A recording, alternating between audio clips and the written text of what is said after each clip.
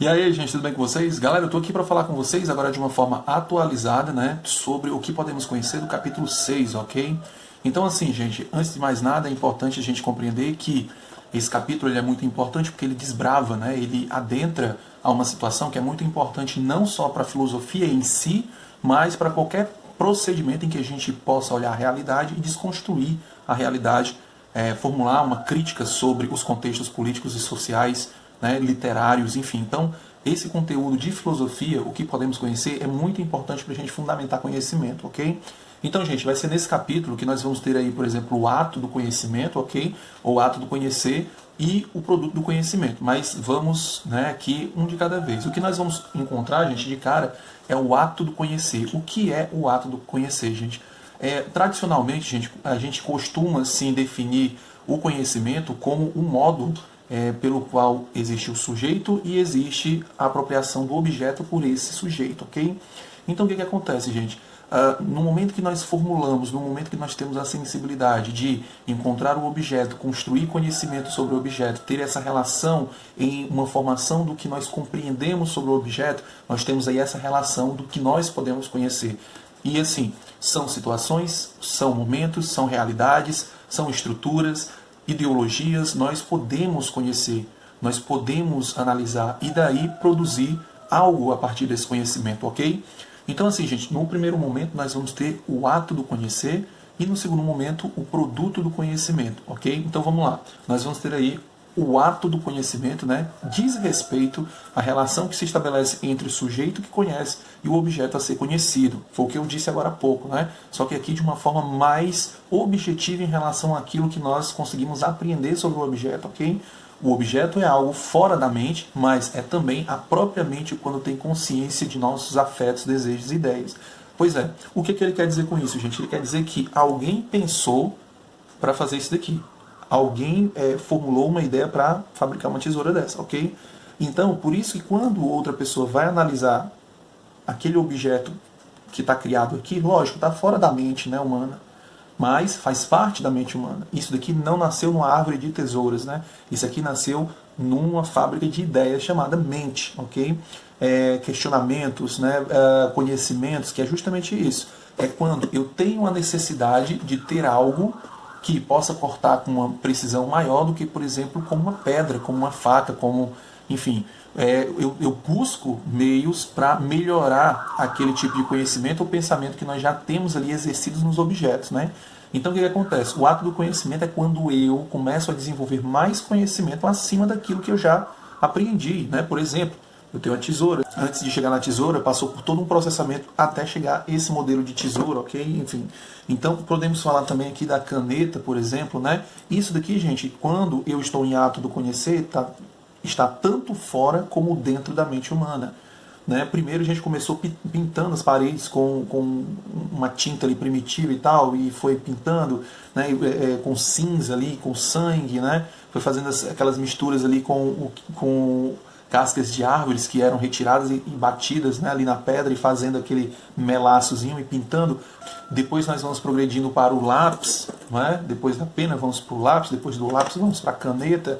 Enfim, então nós temos todo um processamento do conhecimento até chegar àquilo que nós temos aqui na realidade, mas isso não quer dizer que o que nós conhecemos na realidade está fora totalmente da nossa cabeça, não. Fisicamente está fora, mas idealmente está na nossa mente. Mas nós temos a ideia das coisas, beleza? E o outro ponto, gente, que já falei aqui misturado, é o produto do conhecimento. É quando nós conhecemos, quando nós aprendemos coisas sobre os objetos, né? Aprendemos, temos impressões, percepções, temos experiências com os objetos, e a partir daquilo ali nós vamos construindo coisas, vamos formulando coisas a partir dessas aprendizagens, né? A partir do que nós recebemos de informação, da nossa experiência com as coisas do mundo.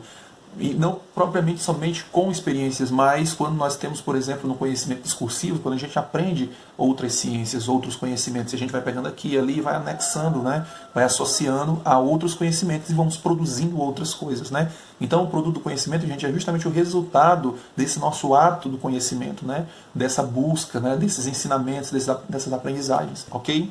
Um outro ponto, gente, que são, aliás, os modos de conhecer, que eu já adiantei até aqui o conhecimento discursivo. Os modos de conhecer, nós vamos ter aí tanto o conhecimento discursivo, que eu já falei, como o intuitivo, certo? Mas vamos por partes, tá? Nós temos aqui a intuição. A intuição é um conhecimento imediato, tá? Alcançado sem intermédios, uma espécie de pensamento direto ou de visão súbita, né? Por isso, a intuição ela é inexprimível, ok? Como poderíamos explicar em palavras a sensação do vermelho, a intensidade do amor, do ódio, enfim. Então, o que o autor aqui, o que o livro está nos trazendo, gente, é o seguinte, é que nós, no nosso pensamento intuitivo, nós vamos ter, cada um de nós, um tipo de sensação, um tipo de percepção a partir dos objetos que nós experimentamos, ok? Quando eu mostro isso daqui para vocês, essa papeletazinha aqui, né, esse post-it para vocês, muitos vão ter um pensamento diferente dessa corzinha aqui, entendeu? Cada um vai ter uma impressão, vai ter uma conexão com esse tipo de papeleta, né, com esse tipo de post-it, com essa cor, né? Às vezes o que eu estou mostrando aqui como um laranja, uma pessoa vai ver como verde, outra pessoa não vai nem ver, né? Então, por quê? Porque cada um de nós temos um tipo de mecanismo de percepção e de formulação sobre a experiência que temos sobre as coisas, que é de cada um. Ok? Então, gente, na intuição nós vamos ter aí um grande aliado para a formulação de conhecimento, para a formulação de quebra de realidade e construção de conhecimentos, ok? E aí, gente, a intuição se expressa de diversas maneiras, entre as quais destacamos a empírica, a inventiva e a intelectual, ok? Então vamos para cada uma delas, tá, gente? Na primeira aqui, gente, na empírica, é justamente a intuição que você tem pós-experiência, pós-experimentação, ok? E a empírica se divide em duas, né? Se divide na sensível e na psicológica, certo? Então, nós podemos, por exemplo, pegar na intuição empírica aquela situação em que nós experimentamos, nós sentimos a coisa, por exemplo, o gosto do chocolate, e cada um formula a impressão, a sensação do gosto do chocolate. Quando se fala de chocolate depois da sua experimentação, você vai ter uma ideia sobre a experimentação do chocolate. Quando alguém, vamos tomar um sorvete de chocolate, você já vai associar com aquelas suas interpretações, com as suas experiências. Então vai no lado sensível, né? No caso psicológico, eu costumo sempre colocar como exemplo questões assim abusivas, né? Quando você tem problemas com pessoas que gritam com você, né? Que tem pessoas que têm severo pavor, né? Tem um pavor muito grande com pessoas que gritam, né? Com outras pessoas, principalmente com elas, por causa de algum trauma, por causa de alguma experiência negativa que mexeu com o psicológico, ao ponto dessa pessoa, quando vê alguém gritando com outra, sente mal, né? Sente lá alguma angústia e tudo. Então, aquela intuição que te leva a interpretar aquela situação, né? É um tipo de situação que foi marcada pela questão psicológica, ok? Então nossas percepções elas acabam sendo formadas sim por traumas, por situações de recalque, enfim, a gente acaba pegando isso, né? E a outra intuição, gente, é a inventiva e a outra é a intelectual, ok? A intuição inventiva, gente, ela está muito ligada às pessoas que criam, né? Os artistas, as pessoas que têm aí uma verdadeira liberdade própria de criar, né? Então vai estar ligado aos artistas, aos sábios, né? Aos cientistas também, porque são pessoas que não se conformam com aquela mesmice, né? Buscando sempre algo a mais. Então o artista é assim, né? O sábio é assim. Então nós temos vários exemplos dentro dessa questão inventiva, também como os poetas que são artistas, né? E que conseguem olhar, por exemplo, para a realidade, fazer verdadeiras obras que você olha para aquilo que eles estão olhando e diz assim, poxa, eu não consegui ver isso, mas cara, como isso é profundo, enfim. Então o inventivo está dentro dessa situação. Nós temos o intelectual, que nós pegamos aí, por exemplo, no livro de vocês também fala sobre ele, o René Descartes, não é? A parte da intuição, do intelectual, vai muito dos indivíduos que conseguem construir e ir além daquilo dos seus estudos, das suas pesquisas, né? Quando o indivíduo consegue se desprender daquela tradição, quando o indivíduo consegue se desprender daquela mesmice, daquela regra, não é? Como René Descartes, né? Que no momento que bota tudo em questão, né? Nós vamos ter uma dúvida hiperbólica e aí vamos montando aí o funil da dúvida, né? Na dúvida metódica para procurar as verdades, né? Inquestionáveis, onde ele vai encontrar a questão do penso logo existo, é justamente esse estalar de dedos aí, né, que vai para a questão do intelecto, né, onde nenhum outro passou por isso, ou pensou isso, ou analisou as situações as quais ele analisava e não conseguia chegar. Nessa vez, alguém, devido à sua intuição intelectual, avança, dá um passo à frente, certo? Um outro ponto, gente, e diferente dos pensamentos, dos conhecimentos intuitivos, nós vamos ter aí agora, ó, o conhecimento discursivo, ok? O conhecimento discursivo, gente, é totalmente diferente do conhecimento intuitivo, ok? Então vamos aqui, gente, no que o livro nos dá de informação. Ele diz assim: chamamos de conhecimento discursivo o conhecimento mediato, né? Isto é, aquele que se dá por intermediação. Esse tipo de pensamento opera por etapas, por encadeamento de conceitos e ideias devidamente articulados em juízos e raciocínios, levando a demonstrações e conclusões, ok? Então perceba que o conhecimento aqui, gente, já é mais processual e até mesmo a nossa compreensão aqui acadêmico, né? Mais ligado aí a uma questão tradicional do ensino, da aprendizagem, da construção de conhecimentos, não é? Então, por exemplo, para mim poder aprender a matemática, a física, a química, a filosofia, eu tenho que aprender por etapas, eu preciso do intermédio de alguém, de um professor, de um mestre, de um estudante daquilo ali, não é, para mim poder aprender. No caso do intuitivo, eu não preciso de ninguém, a intuição, ela é minha, ok? A intuição nasce em mim de uma forma assim natural em relação ao questionamento, certo? Vamos falar de chifre, uma história. Por exemplo, tem pessoas que têm intuição de saber que a outra está lhe chifrando, né? Porque e não vem do nada, não vem assim, ó, estou pensando que alguém está me chifrando. Não, não é isso. Essa pessoa que quando tem esse estalar de dedos, essa intuição de que a outra pessoa não está sendo fiel a ela, acontece por quê? Porque essa pessoa, inconscientemente, ela começa a analisar, olhar as coisas assim que estão acontecendo ao redor dela, entre ela e o parceiro, enfim. E ela, na mente dela ali, ela está assistindo televisão, domingo, Faustão, mas lá dentro da cachola dela, devido à junção de coisas da análise dela, surge uma pequena desconfiança. E dessa desconfiança surge aí um salto, surge aí uma intuição. Opa, peraí. Rapaz, agora que eu me toquei, será que isso está acontecendo? Percebi isso, que luta. Você começa a associar as coisas, né? No caso do pensamento discursivo, ele é diferente do intuitivo, porque nós vamos construindo conhecimento, nós vamos produzindo conhecimento por essa junção de etapas, de períodos, de situações. Eu posso colocar como exemplo aqui o conhecimento de vocês, galera, da escola, entendeu? Primeiro, segundo, terceiro ano e tal. Tudo isso é encadeamento de conhecimentos para vocês levarem para a vida e para fazer as provas externas, não é? Então perceba que nós temos esse diferencial entre o pensamento discursivo, né, o conhecimento discursivo e o intuitivo, ok? Galera, uma outra coisa que nós temos que associar à questão do conhecimento discursivo é que o conhecimento discursivo ele precisa da palavra. Diferente, por exemplo, da intuição. Ele precisa da linguagem, ele precisa da palavra. Ele precisa de uma orientação, ele precisa de uma conceituação, ok? Para se fazer ali aquele conhecimento. Tranquilo? Depois, gente, nós vamos ter aí, pegando o gancho do conhecimento discursivo, um ponto interessantíssimo da filosofia e da ciência, que é a questão da abstração, ok? O que é o conhecimento pela abstração ou pelo processo de abstrair? É quando, por exemplo, você olha para um todo complexo, uma situação a qual existem vários procedimentos de exercício, existem várias pessoas formulando, pensando, agindo de formas diferentes, e você, por exemplo, quer encontrar um padrão em certo horário, né, em certa situação, com pessoas ali de um certo tipo. E aí você faz o quê? Você estuda o todo? Não, você tira uma pequena parte daquele todo e você vai estudar sobre aquela pequena parte, para poder entender o todo. Depois que você faz isso, você pega outras partes e vai também estudando aquelas partes e vai compreendendo a relação daquelas partes com o todo, você vai aprendendo sobre o que é aquela parte, né, e a importância dela. E assim, gente, você vai abstraindo, você vai tirando elementos, situações daquele todo complexo e vai construindo ideias, vai construindo, principalmente quando se fala de ciência e abstração, você vai construindo leis, né, leis gerais sobre certa coisa, determinada coisa, ok? Então assim, gente, vamos aqui. O processo científico, muitas vezes, quando dos cosméticos, remédios, enfim, quando vão testar em animais, fazem muito isso, certo? Falando aqui do teste de animais, cosméticos, né? Pegam a orelha do animal, raspam a orelha do animal, deixam na pele mesmo, colocam um produto e fica ali cronometrando e vendo o que vai acontecer. Quando aquilo tem uma reação muito negativa, o que faz a pessoa, o cientista? Ele sacrifica o animal.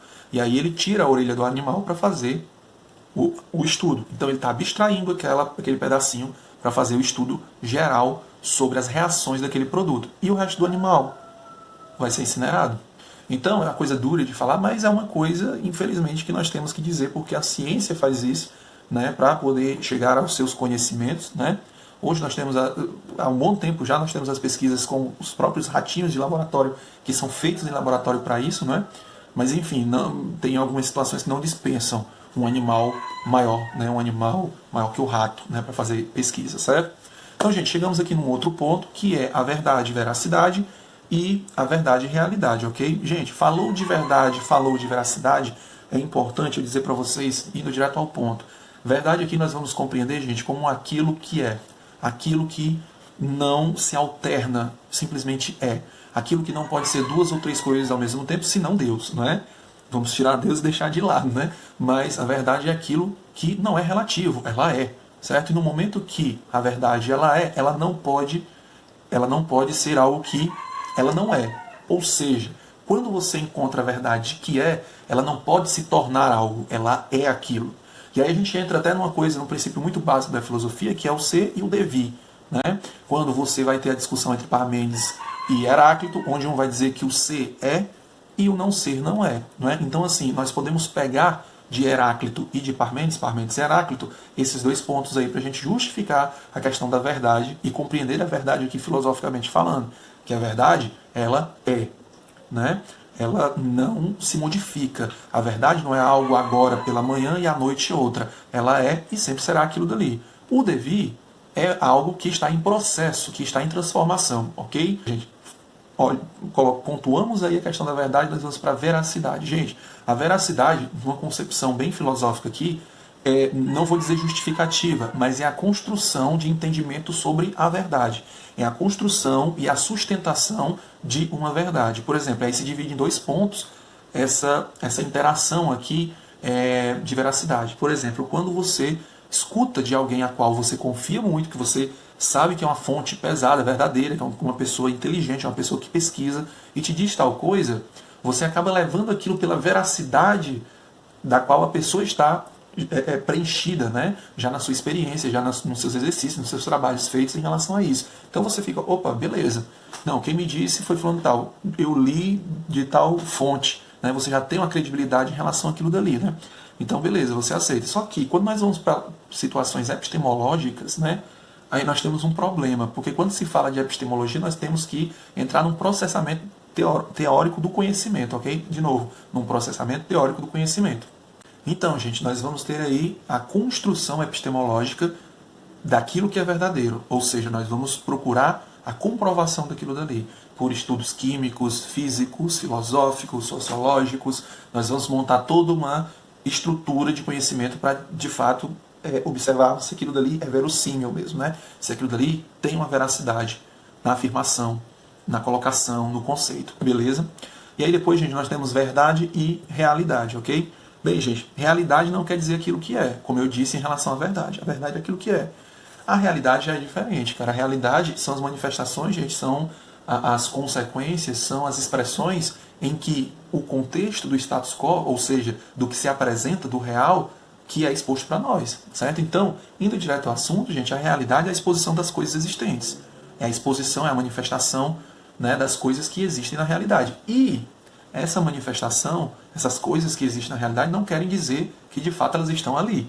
Que de fato elas são a verdade, ok? Nós nos enganamos muito com a realidade, com esse mundo físico, né? E quando eu falo disso, eu tenho que lembrar para vocês Platão, quando ele vai falar, por exemplo, do mundo sensível e inteligível. Que o mundo sensível é um mundo do erro, é um mundo ali que você acaba se viciando, é um mundo triste, né? Em que você pensa, tá fazendo, pensando, analisando, olhando aquilo, mas na verdade são só sombras, ok? Beleza. Gente, vamos para um próximo ponto aqui agora. Vamos para o dogmatismo. Galera, falou de dogmatismo, certo? Falamos de dogmatismo, nós temos que entender que o dogmatismo é um conceito que vai nascer ali dentro de uma concepção religiosa, a qual percebiam leis, né, religiosas, e essas leis se tornavam dogmas, ou seja, leis inquebráveis, leis inalienáveis, leis que não poderiam ser corrompidas. E aí se construiu o pensamento dogmático, o dogmatismo, né, no momento em que pessoas, no momento em que estudiosos, religiosos, acreditavam de forma máxima e absoluta naquelas leis, naquelas regras, sendo inquebrável o argumento daquelas pessoas pela fé ou pelo acreditar daquelas pessoas naquelas palavras e naquelas histórias referentes à palavra de Deus, ok? Aos contextos, ideias, pensamentos que eram construídos a partir da palavra de Deus. Então o dogmatismo vem daí, gente. E a gente pode colocar o dogmatismo aqui na parte da ciência, na parte do conhecimento, quando você fala que isso é um dogmatismo, é quando você vê uma regra, você vê uma lei que, em certos contextos, é inquebrável. E aí, gente, dentro do dogmatismo, nós podemos aqui, para o nosso estudo, e pelo que o livro nos dá de informação, ok? Nós podemos dividir aqui em 3 pontos fundamentais, ok? Nós temos o primeiro ponto, que é o dogmatismo do senso comum, nós temos o segundo ponto, que é o dogmatismo político, e o último, filosófico, ok? Então vamos lá, gente. O dogmatismo do senso comum, gente, é o dogma em que as pessoas se baseiam nos conhecimentos apreendidos no seu cotidiano, na sua experiência, na sua realidade. São verdades construídas de acordo com a sua experimentação ali social, religiosa, educacional, enfim, onde você constrói uma verdade, algo maciço e que dificilmente vai ser corrompido por outros ensinamentos, por outros aprendizados, ok? Então a pessoa se sente confortável na indiferença ou no ritmo do cotidiano dela, né? E aí por isso não tem um tipo de diálogo que possa fazer com que essa pessoa saia daquele contexto que ela acredita ser o certo, ok? Eu comparo muito, gente, esse ponto do dogmatismo do senso comum quando nós vamos estudar Camus na questão do absurdo, né, do cotidiano.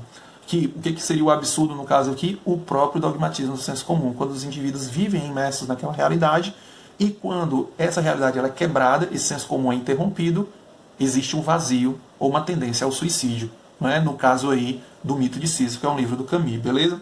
O outro ponto aqui, gente, é o dogmatismo político, ok? Gente, falou de dogmatismo político, falou de eliminação da pluralidade ou da diversidade política.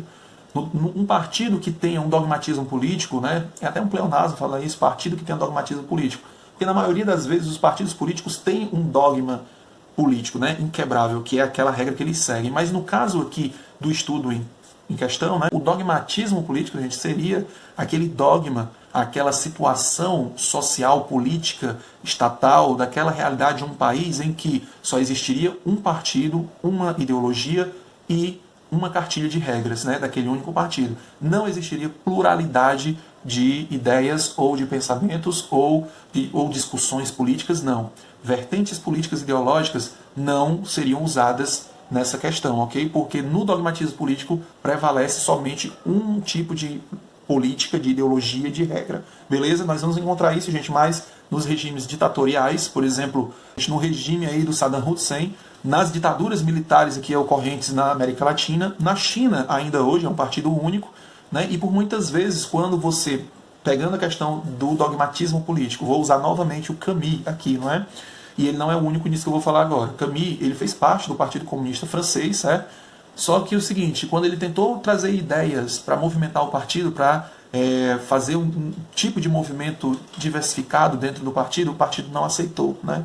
Então ele acabou se desligando do Partido Comunista Francês por causa disso, certo? Então, se eu estou dentro aí de um certo partido político que tem uma ideologia muito fechada e eu trago elementos novos, né, para aquele partido, muitas vezes você até expulso, né, e execrado, né? Enfim. E o outro dogmatismo é o filosófico, gente. É quando nós vamos fundamentar a verdade como algo absoluto vindo da razão, por exemplo, né? Quando nós fundamentamos demais e colocamos confiança demais na razão. Quando a gente coloca como único meio a se chegar à verdade absoluta a filosofia, o exercício da razão, não é? Então, quando a gente começa a construir esses pensamentos dessa forma, nós começamos a ter um problema aí, né? Porque na filosofia, quando você determina demais, né, essa questão aí do convencimento, né, de que a verdade ela é constituída somente, né, de uma forma absoluta, certeza só pode ser alcançada de forma absoluta pela razão, nós temos um problema aí. Porque nós vamos ter os empíricos, né? Nós vamos ter os céticos, nós vamos ter aí uma gama de filósofos que vão quebrar com essa argumentação da razão, né? Principalmente aí os filósofos modernos, nós vamos ter muitos filósofos modernos que vão fazer críticas, né, à racionalidade, né? Principalmente à racionalidade instrumental, mas de uma forma geral a razão como algo extraordinário que vai organizar tudo no mundo, o humanismo como algo, né? Pelo contrário, nós vamos ver na modernidade aí muita guerra, sangue e dominação, não é? Então, quando nós temos aqui o dogmatismo filosófico, a gente quer dizer isso, que a única certeza, certeza absoluta, seria derivada da razão, por exemplo, ok? Beleza. Gente, eu vou encerrar o vídeo agora, espero que vocês tenham gostado do vídeo, e é isso, tá bom, gente? Então, fiquem pro próximo vídeo e a gente encerra de vez, tá bom, queridos? Então, forte abraço a todos vocês e até o próximo vídeo, galera. Toca a mão no Pai e vem!